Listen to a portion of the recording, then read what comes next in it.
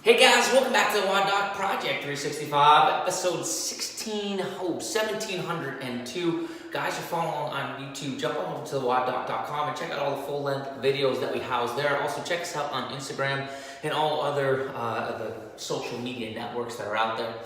Today what we're doing is covering proper squat depth and something that we can look at to tell, do we have hyperflexion?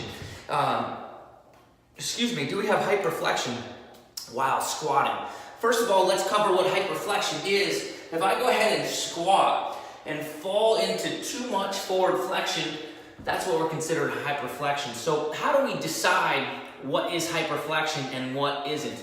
We want to look at two things here. One, we want to make sure that the back itself stays nice and flat.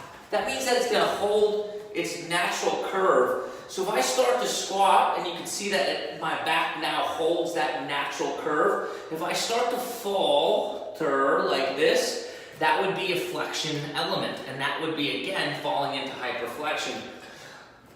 Also, if I start to get to a point when I get down to the bottom of the squat, I have a very large difference between my tibia angle and my torso angle. That's a pretty good indicator for you guys to say that we're looking to get a little bit more vertical.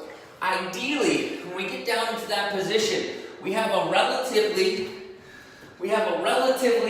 equal line between my torso and my tibia. And that happens with our feet relatively square. So they're not like super out wide or anything in like that, right?